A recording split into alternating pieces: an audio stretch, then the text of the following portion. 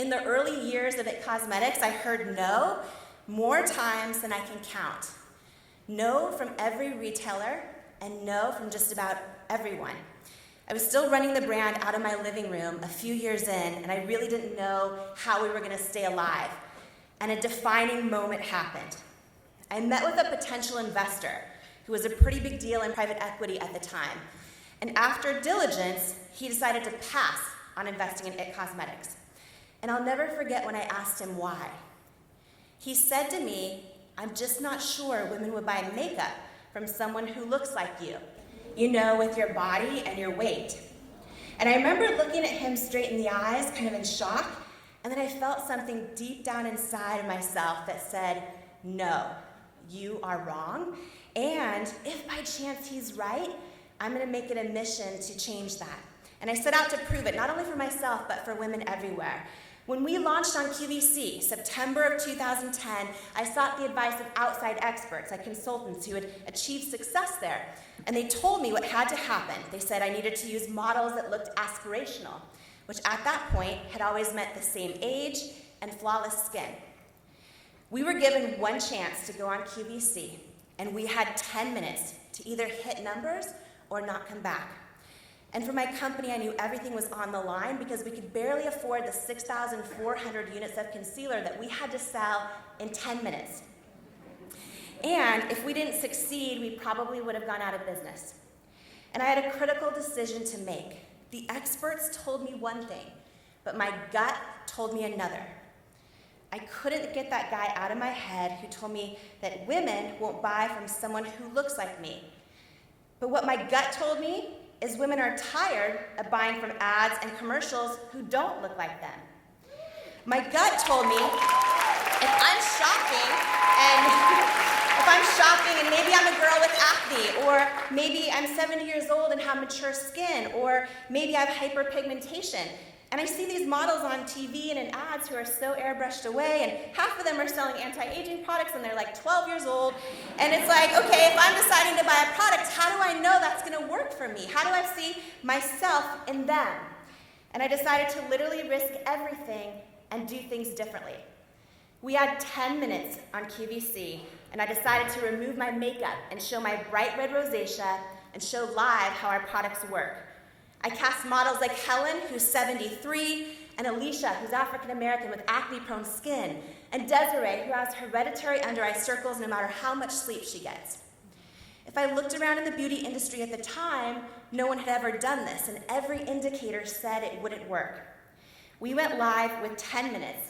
I was trying to show a demonstration on my hand how our concealer doesn't crease, and my hand was like this, and the host was like, "Thank you," and I was like freaking out, and I showed my bare face, and so did the real women that I had cast as models. And when the sold out sign went up, I cried. I cried not only because my company was going to stay alive, but I cried because I realized in that moment, real women let their voices be heard. They voted. And I realized we can change this.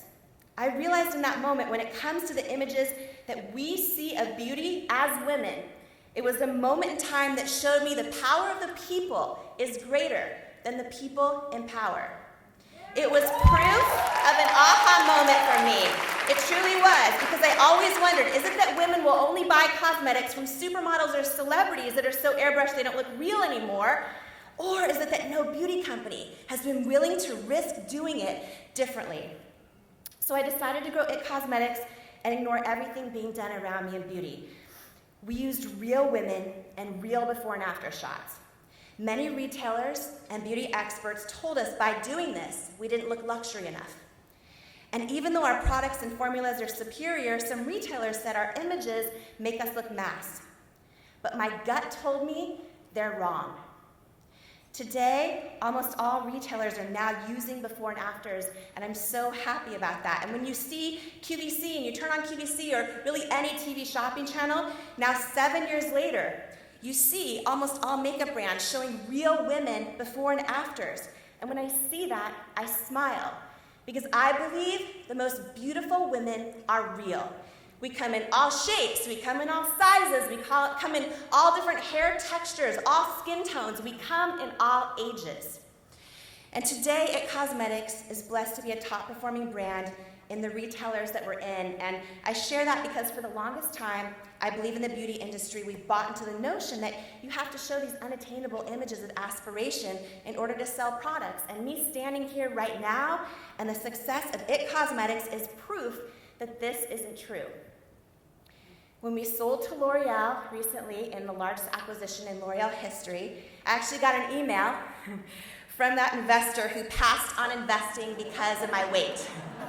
And by the way, had he invested, it would have been the most successful investment in his company's history. His email said, "Congratulations on your deal with L'Oreal. I was wrong." And he said he regrets his decision. It felt good for a moment, but what I realized was he had bought into that same definition of beauty that we've all been seeing our whole lives. And in the beauty industry, I'm proud of L'Oreal and the brands helping to break the mold, including casting transgender models. It's about time. But I feel like as an industry, we're still just scratching the surface of what needs to change. If we as beauty companies want every woman to buy our products, why do we show her photoshopped images that don't look like her? And more than that, what impact do these images of beauty have on the world? And right here, right now, we're the ones that have the power to change this. Look around. Sitting in this room right now are the people who single-handedly decide the images billions of women see around the world. In this room right now are the executives from all of the top beauty brands and the next generation of decision makers for those brands. All of the most influential beauty brands in the world are right here in this room. L'Oreal, Estee Lauder, Chanel, Coty, MAC, Clinique, Lancome, YSL, Revlon, CoverGirl, KKW, Kylie, Too Faced, Dior, Huda, NARS, Glossier, and more. In this room right now, you control the images that women see globally. The images put out as what's aspirational. What starts as a marketing idea or a campaign in your offices, many just a few blocks from here, reach billions of women on a global scale. And I want you to think to yourself, and I want you to answer this question honestly. When you look at the images of models and of beauty that your brand uses, have they ever made you feel insecure or less than? Have the images you use and put out to the world empowered you, or do they make you feel disempowered? Oprah once asked the question, what will you do with the energy that is you? It's a question that's impacted my life in a great way, and today, in closing, I want to build on that question. Because each one of you in this room has a lot of power. You have a lot of power to make your mark on the beauty industry and in the world. It's easy to get caught up in the day-to-day of our jobs, looking at sales, competing for bigger numbers, getting a high when we achieve them. But today, I want to ask you to take a huge step back and think about what really matters and what difference are you going to make on the lives of women and girls globally. What difference are you going to make in your career? How do the images you see of beauty impact you as a little girl? How do they impact you as a young woman? And how do they impact the woman you are today? How do these images of beauty impact your mothers and your sisters, and how will they impact your daughters? Each of you sitting in this room right now has the power to make the decisions to change this for other girls and for other women. You truly have all the power.